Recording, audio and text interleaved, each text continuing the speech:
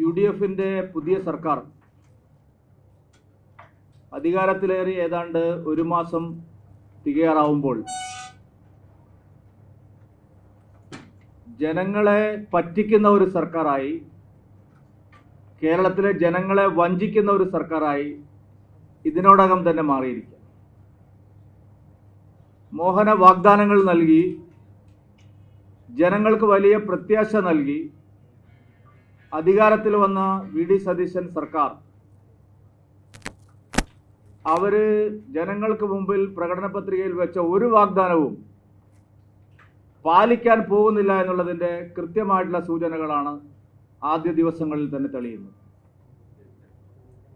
Government വളരെ അഭിമാനകരമായിട്ടുള്ള ഒരു പദ്ധതിയായി കേരളത്തിലെ മുഴുവൻ സ്ത്രീകൾക്കും KSRTCയിൽ സൗജന്യ ബസ് യാത്ര പ്രഖ്യാപിച്ചതാണ്. എന്നാൽ ഇപ്പോൾ പറയുന്നത് കേവലം ഓർഡിനറി ബസ്സുകളിൽ മാത്രം 100 ദിവസത്തേക്ക് ഒരു പരീക്ഷണ അടിസ്ഥാനത്തിൽ മാത്രമാണ് അനുവദിക്കാൻ പോകുന്നതെന്ന്. അങ്ങനെയല്ലല്ലോ പ്രകടന പത്രികയിൽ പറഞ്ഞത്. പ്രകടന പത്രികയിൽ പറഞ്ഞത് സർക്കാർ അധികാരത്തിൽ വന്നാൽ ഒരാഴ്ചക്കകം കേരളത്തിലെ എല്ലാ സ്ത്രീകൾക്കും KSRTCയിൽ സൗജന്യമായ ബസ് യാത്ര അനുവദിക്കുമെന്നുള്ളതായിരുന്നു. ആ വാഗ്ദാനം പാലിക്കുന്നതിൽ സർക്കാരിന് യാതൊരു താല്പര്യവുമില്ല എന്നുള്ളതിൻ്റെ തെളിവാണ് ഇപ്പോഴത്തെ ഈ മലക്കം മറിച്ചിൽ. ഗതാഗത മന്ത്രി പറയുന്നത് ഒരു കാര്യം, മുഖ്യമന്ത്രി അവകാശപ്പെടുന്നത് മറ്റൊരു കാര്യം. ഗതാഗത മന്ത്രിക്ക് ആദ്യം മുതലേ തന്നെ ഇത് നടപ്പാക്കാൻ സാധിക്കാത്ത ഒരു പദ്ധതിയാണ് എന്നുള്ള കാര്യത്തിൽ തർക്കമുണ്ടായിരുന്നില്ല. അതാണിപ്പോൾ പരീക്ഷണാടിസ്ഥാനം, 100 ദിവസത്തെ പഠനം, അതും ഓർഡിനറി ബസ്സുകളിൽ മാത്രം എന്നൊക്കെയുള്ള പുതിയ നിലപാടുമായി സർക്കാർ മുന്നോട്ട് വരാൻ കാരണം. എല്ലാ വിഷയങ്ങളിലും സർക്കാർ ഇതുപോലുള്ള നിലപാടാണ് സ്വീകരിക്കുന്നത്. സർക്കാരിനെ അധികാരത്തിൽ കൊണ്ടുവരാൻ ഏറ്റവും കൂടുതൽ സഹായിച്ച ഒരു വിഷയമായിരുന്നു ശബരിമലയിലെ സ്വർണ്ണക്കൊള്ള. ശബരിമലയിലെ സ്വർണ്ണക്കൊള്ളയെക്കുറിച്ച്, ആ കേസിന്റെ അന്വേഷണത്തെ സംബന്ധിച്ച് ഒരു കാര്യവും ഇപ്പോൾ സർക്കാർ പറയുന്നില്ല. ഇന്നിപ്പോ പുറത്തു വന്നിരിക്കുന്ന വാർത്ത, കേരളത്തിലെ പ്രധാനപ്പെട്ട 10ഓളം ക്ഷേത്രങ്ങളിൽ നിന്ന് തിരുവാഭരണങ്ങൾ കളവ് പോയിട്ടുണ്ടെന്ന്, തിരുവാഭരണങ്ങൾ മോഷ്ടിക്കപ്പെട്ടിരിക്കുന്നു. സ്വർണ്ണക്കൊള്ളയിലെ SIT ശരിയായ രീതിയിലല്ല അന്വേഷിക്കുന്നതെന്നായിരുന്നു VD സതീശൻ പ്രതിപക്ഷ നേതാവായിരുന്ന കാലത്ത് മുഴുവൻ പറഞ്ഞുകൊണ്ടിരുന്നത്. സർക്കാർ അധികാരത്തിൽ വന്ന് ഇത്രയും ദിവസം കഴിഞ്ഞിട്ടും ആ പ്രത്യേക അന്വേഷണ സംഘത്തെക്കുറിച്ച് എന്തെങ്കിലും ഒരു നിലപാട് അദ്ദേഹം പറഞ്ഞിട്ടില്ല. സർക്കാർ അധികാരത്തിൽ വന്നാൽ ഉടൻ സംസ്ഥാന ഗവൺമെന്റ് ശബരിമല സ്വർണ്ണക്കൊള്ള കേന്ദ്ര ഏജൻസികൾക്ക് അന്വേഷണത്തിന് വിടുമെന്നുള്ളതായിരുന്നു ഒരു പ്രധാനപ്പെട്ട വാഗ്ദാനം. CBI അന്വേഷിക്കണമെന്ന് ആവശ്യപ്പെട്ടുകൊണ്ട് തിരുവനന്തപുരത്ത് സെക്രട്ടേറിയറ്റ് നടയിൽ നടന്ന പ്രതിഷേധ ധർണ അടക്കം നമ്മൾ കണ്ടതാണ്. VD സതീശൻ അതിൽ പറഞ്ഞത് UDF സർക്കാർ അധികാരത്തിൽ വന്നാൽ പ്രഥമ പരിഗണന ശബരിമലയിലെ സ്വർണ്ണക്കൊള്ള കേന്ദ്ര ഏജൻസിക്ക് വിടും, മുഴുവൻ കുറ്റവാളികളെയും നിയമത്തിന് മുമ്പിൽ കൊണ്ടുവരുന്നത്. ആ കാര്യത്തിൽ സർക്കാർ പുറകോട്ട് പോയി. നയപ്രഖ്യാപന പ്രസംഗത്തിൽ ഒരു വരി പോലുമില്ല. മുഴുവൻ മന്ത്രിസഭാ യോഗങ്ങൾ 3 കഴിഞ്ഞു. ഒരിടത്തും ശബരിമലയിലെ സ്വർണ്ണക്കൊള്ളയെ സംബന്ധിച്ചുള്ള അന്വേഷണത്തെ സംബന്ധിച്ചുള്ള ഒരു കാര്യത്തിലും തീർപ്പ് കൽപ്പിച്ചു. 2019 മുതൽ UDF അവകാശപ്പെട്ടിരുന്ന ഒരു കാര്യം പിന്നീട് പ്രകടന പത്രികയിൽ, 2 തെരഞ്ഞെടുപ്പുകളിലെ പ്രകടന പത്രികയിലും അവർ പറഞ്ഞൊരു കാര്യം, ശബരിമലയിലെ യുവതീ പ്രവേശന സമരകാലത്തെ സമരങ്ങൾ പിൻവലിക്കുന്നുള്ളതായിരുന്നു. ശബരിമലയിൽ യുവതീ പ്രവേശന വിഷയവുമായി ബന്ധപ്പെട്ട് നടന്ന പ്രതിഷേധങ്ങളുടെ പേരിൽ കേരളത്തിൽ 10,000-കണക്കിന് ആളുകൾക്കെതിരെ കേസെടുത്തിട്ടുണ്ട്. ഒരു കാര്യവുമില്ലാതെ അയ്യപ്പ ഭക്തന്മാരെ ജയിലിൽ അടച്ചിട്ടുണ്ട്. അവർക്കെല്ലാം എതിരായി ഗുരുതരമായ വകുപ്പുകൾ എടുത്ത് ഇവിടെ കേസ് അന്വേഷണം നടന്നുകൊണ്ടിരിക്കുക. 10,000-കണക്കിന് ആളുകൾ കോടതി വരാന്തകൾ കയറി ഇറങ്ങുകയാണ്. 2019 മുതൽ UDF ആവശ്യപ്പെടുന്നതും 21-ലെയും 26-ലെയും പ്രകടന പത്രികയിൽ അവർ പറഞ്ഞിട്ടുള്ളതുമാണ് ഈ വിഷയം.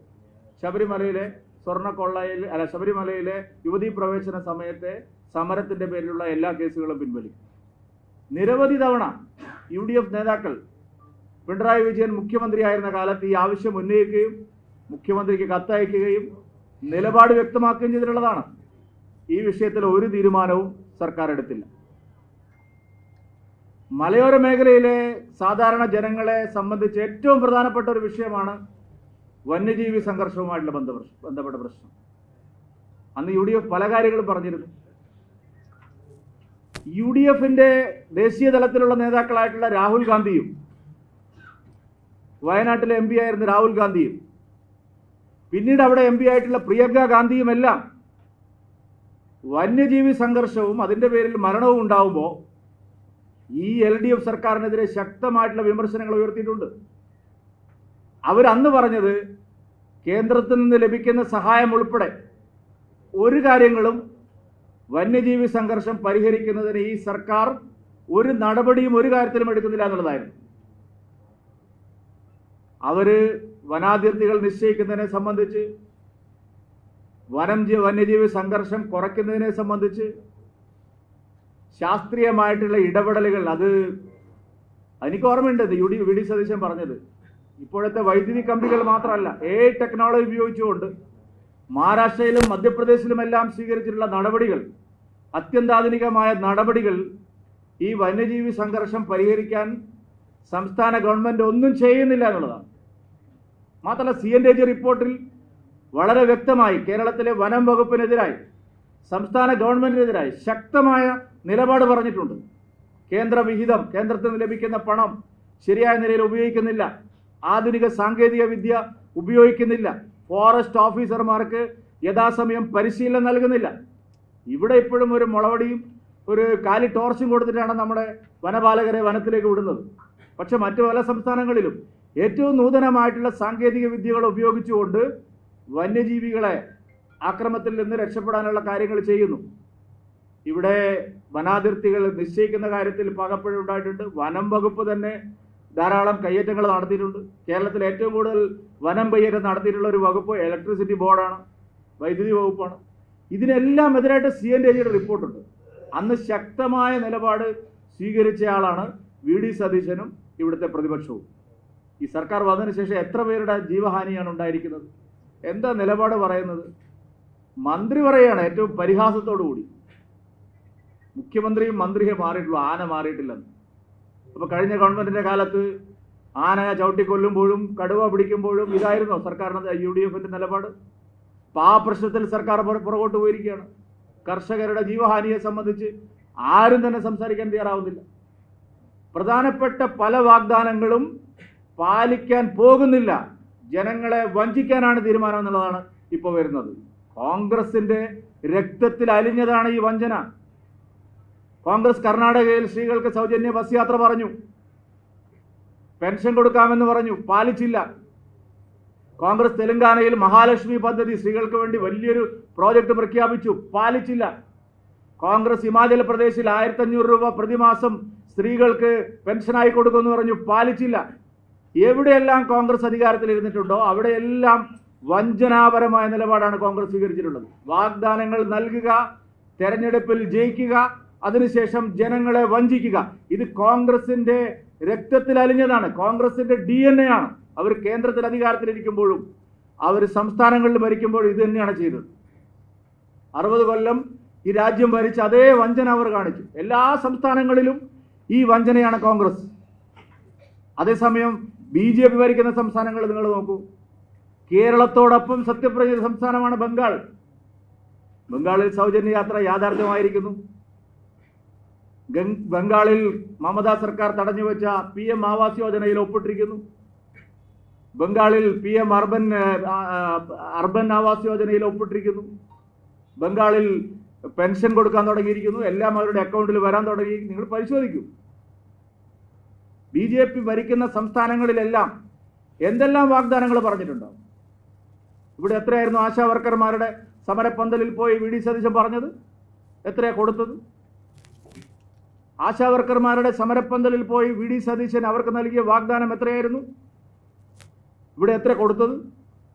ഇവിടെ ഏത് വാഗ്ദാനം പാലിക്കാനാണ് സർക്കാർ തീരുമാനിക്കുന്നത്? ഒരു വാഗ്ദാനവും പാലിക്കാൻ സർക്കാർ തയ്യാറില്ല. ജനങ്ങളെ കബളിപ്പിക്കാനാണ് ഉദ്ദേശിക്കുന്നത് എന്നുള്ളതിൻ്റെ കൃത്യമായ സൂചനകളാണ് ആദ്യ മാസത്തിൽ പുറത്തു വരുന്നത്. ഇതിനെതിരായിട്ട് പ്രതിപക്ഷം ഒരക്ഷരം മിണ്ടുന്നേയില്ല. ജി സുധാകരൻ പറഞ്ഞതാണ് ശരി. ഒരു നനഞ്ഞ പടക്കം പോലെ ഇരിക്കുകയാണ് ഈ പ്രതിപക്ഷ നേതാവ്, മൗനിയായിട്ടിരിക്കുകയാണ്. ഈ സർക്കാരിന്റെ കൊള്ളരുതായ്മകൾക്കെതിരെ ഒരു നടപടിയുമില്ല. തെലങ്കാനയിലെ മുഖ്യമന്ത്രിയെ വിമർശിക്കുന്ന പ്രതിപക്ഷ നേതാവ് കേരളത്തിലെ മുഖ്യമന്ത്രിയും സർക്കാരും നടത്തിക്കൊണ്ടിരിക്കുന്ന കൊള്ളരുതായ്മകൾക്കെതിരെ വായ തുറന്ന ഒരക്ഷരം ശബ്ദിക്കാൻ തയ്യാറാവുന്നില്ല. എന്താ കാരണം? ഇവർക്ക് തമ്മിൽ അങ്ങോട്ടും ഇങ്ങോട്ടും അഡ്ജസ്റ്റ്മെന്റ് ആണ്. കേസുകൾ ഒത്തുതീർപ്പാക്കി പരസ്പരം രക്ഷപ്പെടുന്ന രീതിയാണ് കഴിഞ്ഞ ഇത്രയും ദശകങ്ങളായി കേരളത്തിൽ നടക്കുന്നത്. അത് തന്നെയാണ് ആവർത്തിക്കാൻ പോകുന്നത് എന്നുള്ളതിന്റെ തെളിവാണിത്. ഭാഗ്യവശാൽ 3 BJP MLA-മാർ കേരള നിയമസഭയിൽ ഉള്ളത് കൊണ്ട് ഇതൊന്നും ചോദ്യം ചെയ്യപ്പെടാതെ പോവില്ല എന്നുള്ളത് മാത്രമേ പറയാൻ സാധിക്കൂ. ഇതൊന്നും ചോദ്യം ചെയ്യപ്പെടാതിരിക്കാൻ പോകുന്നില്ല. ഇന്ത്യ മുന്നണി ഇവിടെ ഫലത്തിൽ യാഥാർത്ഥ്യമായിരിക്കും. പരസ്പരം തെരഞ്ഞെടുപ്പിൽ മത്സരിച്ച് ഭരണകക്ഷിയും പ്രതിപക്ഷമായിരിക്കുന്നവർ ദില്ലിയിൽ കാണിക്കുന്ന നാടകങ്ങൾ ഇന്നലെ കണ്ടല്ലോ. ഡീലാണെന്നാണ് അവർ പറഞ്ഞിരുന്നത്. BJP-യും CPM-ഉം തമ്മിൽ ഡീൽ. യോഗത്തിൽ പങ്കെടുക്കാൻ പോകുന്ന പ്രതിനിധി പറഞ്ഞത് ഞങ്ങൾ എന്ത് ഡീലുണ്ടാക്കിയെന്ന് രാഹുൽ ഗാന്ധി വിശദീകരിക്കണം. എന്താ വിശദീകരിച്ചത്? എന്നിട്ട് കെട്ടിപ്പിടിക്കുക, ഉമ്മ വയ്ക്കുക, എല്ലാം പറഞ്ഞ് കോംപ്ലിമെന്റ്സ് ആക്കുക. നാണം കെട്ട ഭരണകക്ഷിയും അതിലേറെ നാണം കെട്ട പ്രതിപക്ഷവുമാണ് കേരളത്തിൽ. അതുകൊണ്ട് ഇതിനെതിരായിട്ട് ജനങ്ങളുടെ പ്രതിപക്ഷമായി BJP പ്രവർത്തിക്കും, NDA പ്രവർത്തിക്കും. വരും ദിവസങ്ങളിൽ ഈ വിഷയങ്ങളെല്ലാം ഉയർത്തിപ്പിടിച്ചുകൊണ്ട് അതിശക്തമായിട്ടുള്ള ജനകീയ പ്രതിഷേധം, ജനകീയ സമരങ്ങൾ ഇതെല്ലാം ആസൂത്രണം ചെയ്യാനാണ് പാർട്ടിയും NDA-യും ആലോചിക്കുന്നത്.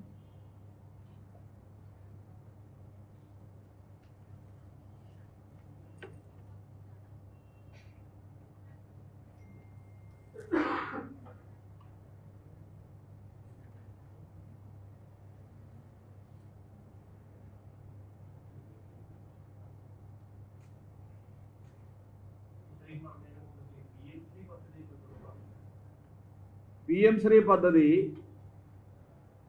കേരളത്തിലെ വിദ്യാർത്ഥികൾക്ക് ഏറ്റവും അനുയോജ്യമായിട്ടുള്ള ഒരു സമഗ്രമായിട്ടുള്ള പരിഷ്കരണമാണെന്ന് ഞങ്ങൾ നേരത്തെ പറഞ്ഞതാണ്.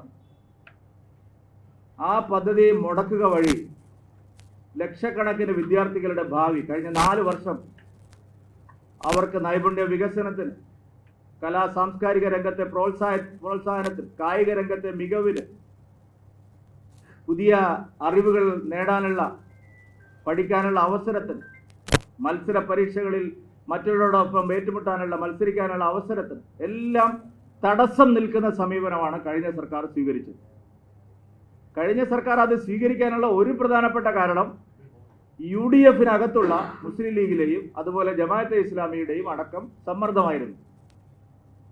കാരണം ഇവിടെ എപ്പോഴും അങ്ങനെയാണല്ലോ, മതമൗലികവാദ സംഘടനകൾ സമ്മർദ്ദത്തിലാക്കിയാൽ ഏത് പരിഷ്കാരവും വേണ്ടെന്ന് വെക്കുന്ന സംസ്ഥാനമാണ് കേരളം.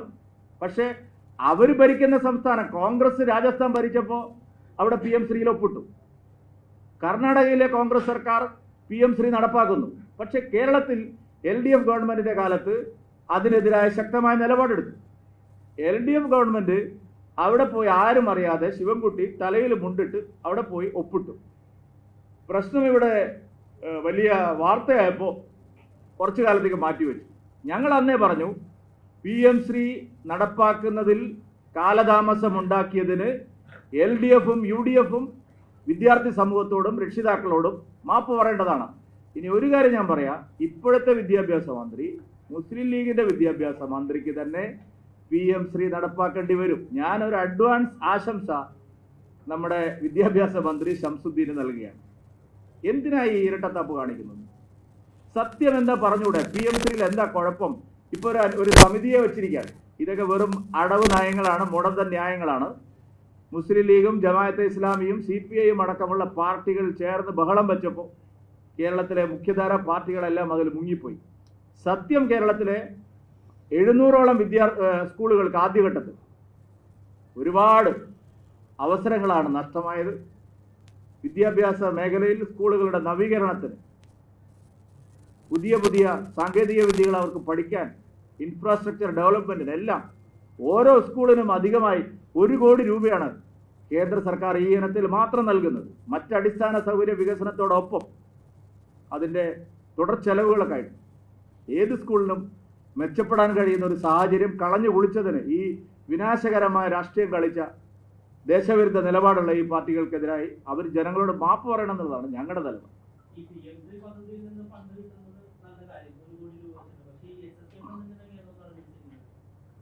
ദേശീയ വിദ്യാഭ്യാസ നയം നടപ്പാക്കാത്തവർ എന്തിനാ കാശ് വാങ്ങിയിട്ട് ഇവിടെ കുട്ടടിക്കണം? എല്ലാവരും രാജ്യത്ത് കേന്ദ്ര സർക്കാർ ഒരു വളരെ പുരോഗമനപരമായ ഒരു സ്കീം കൊണ്ടുവരുമ്പോൾ അത് നടപ്പാക്കാനുള്ള ബാധ്യത സംസ്ഥാനങ്ങൾക്കുണ്ട്. താങ്കൾ പറയുന്നത് പോലെയല്ല, കൺകറന്റ് ലിസ്റ്റിലാണ് ഈ വിദ്യാഭ്യാസം എന്ന് പറയുന്നത്. ഇവർക്ക് മാത്രം എഴുതിയിട്ടാക്കാൻ പറ്റുന്നതല്ല. വിദ്യാഭ്യാസം കൺകറന്റ് ലിസ്റ്റിലാണ്. തർക്കമുള്ള വിഷയങ്ങളിൽ ചർച്ചയാവാം. പക്ഷെ അടിസ്ഥാനപരമായ ഒരു നിലപാട് വന്നാൽ, കേന്ദ്ര നിയമം വന്നാൽ, ആ നിയമം തന്നെയാണ് എല്ലാ സംസ്ഥാനങ്ങളും അംഗീകരിക്കാം. അതൊക്കെ ഈ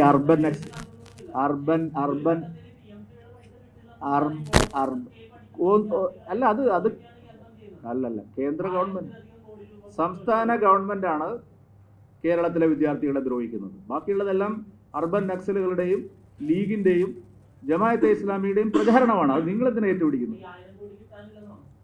അതിന് ഒപ്പിട്ട് കൊടുത്താൽ പോരെ? നടപ്പാക്കിയ പോരെ?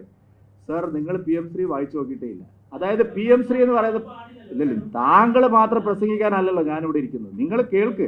PM3 എന്ന് പറഞ്ഞാൽ പ്രീ പ്രൈമറി സ്കൂളുകളെയും പ്രാഥമിക വിദ്യാലയങ്ങളെയും അപ്പർ പ്രൈമറി സ്കൂളുകളെയും ഹയർ സെക്കൻഡറി സ്കൂളുകളെയും സംയോജിപ്പിച്ചിട്ടുള്ള, അതായത് കുട്ടികൾ അംഗൻവാടിയിലും നഴ്സറി ക്ലാസ്സിലും പ്ലേ ക്ലാസ്സിലും പോവാൻ തുടങ്ങുന്ന കാലം മുതൽ അവരെല്ലാം സംയോജിപ്പിച്ച് അവർക്ക് മികച്ച പോഷകാഹാരം ഇപ്പോൾ കൊടുക്കുന്ന പോലെ കഞ്ഞിയും പയറും മാത്രമല്ല. നിങ്ങൾ PM3 നടപ്പാക്കിയ സ്കൂളുകൾ മാഹി ഉസ്മാൻ സ്കൂളിലൊക്കെ പോയി ഒന്ന് അന്വേഷിക്കണം.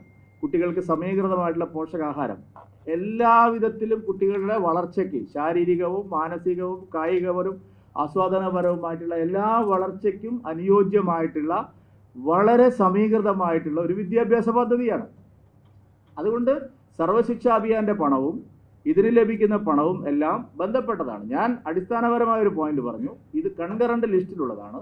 കൺകറന്റ് ലിസ്റ്റിലുള്ളതാവുമ്പോൾ സംസ്ഥാനത്തിന് മാത്രം രാഷ്ട്രീയ കാരണങ്ങൾ കൊണ്ട് ഏകപക്ഷീയമായ ഒരു നിലപാട് സ്വീകരിക്കാൻ കഴിയില്ല. അതുകൊണ്ടാണ് കർണാടക അത് ഒപ്പുവെച്ചത്, നടപ്പാക്കുന്നത്. അതുകൊണ്ടാണ് കോൺഗ്രസ് ഭരിക്കുന്ന രാജസ്ഥാൻ ഒരു മടിയുമില്ലത് ആ കാലത്ത് അത് ഒപ്പുവെച്ചത്, നടപ്പാക്കിയത്. കേരളം മാത്രം എന്തോ ഇത് കേരളമാണ്, ഇവിടെ ഇതൊന്നും നടക്കില്ല എന്ന് പറഞ്ഞാൽ അത് അംഗീകരിച്ചു കൊടുക്കാൻ സാധിക്കുന്ന നിലയല്ല ഇപ്പോഴുള്ളത്. പണ്ട് കോൺഗ്രസ് ഭരിക്കുമ്പോൾ ഇതൊക്കെ നടക്കുമായിരുന്നു. മോദി ഭരിക്കുമ്പോൾ ഇത് നടക്കില്ല. നമ്മളെ കുട്ടികളുടെ ഭാവിയാണ് അവതാളത്തിലായത്. അതിനവർ മാപ്പ് പറയുക തന്നെ.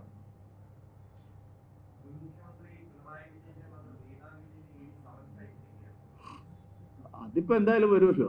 നിയമത്തിന് വഴിക്ക് പോവുകയാണെങ്കിൽ വരാതിരിക്കാൻ പറ്റും. എന്താ നിങ്ങൾ ചോദിക്കില്ലേ, റെയ്ഡൊക്കെ കഴിഞ്ഞിട്ട് എന്തായി? അത് അടുത്ത ചോദ്യം അതായിരിക്കില്ലേ? അല്ല, റെയ്ഡൊക്കെ നടന്നല്ലോ വലിയ കാര്യത്തിൽ. എന്താ റെയ്ഡ് കഴിഞ്ഞാൽ അല്ലെങ്കിൽ പരിശോധന കഴിഞ്ഞാൽ സമൻസ് അയക്കും, ചോദ്യം ചെയ്യും. അതൊക്കെ ഓരോ കേസിനെയും സംബന്ധിച്ചിട്ടുള്ള നിയമപരമായിട്ടുള്ള നടപടിക്രമങ്ങളാണ്. അതിൽ എനിക്ക് അഭിപ്രായം പറയേണ്ട ആവശ്യമില്ല.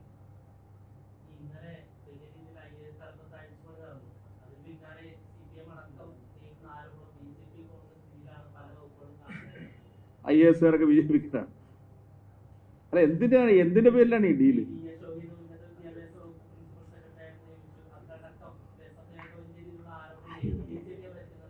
SFI പറയുന്ന കേട്ടിട്ട് ഭരിക്കാനാണ് ഇവിടെ ഇരിക്കുന്നത്. അവർക്കെന്താ കാര്യമുള്ളത് കേരളത്തിൽ? അവരാരാണ് ഇവിടുത്തെ?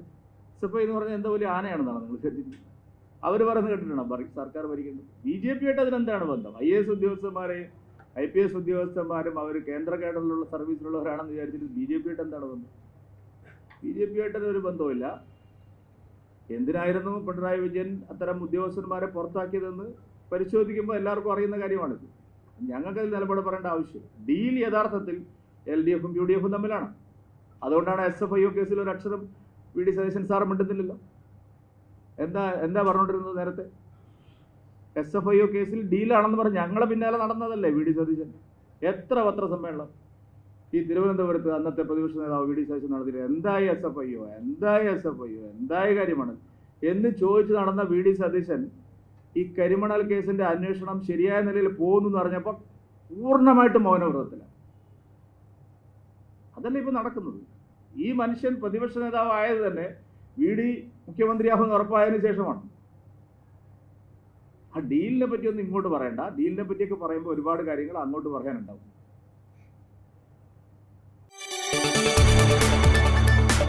കൂടുതൽ വാർത്തകൾക്ക് news 18 Keralam YouTube channel subscribe ചെയ്യുക.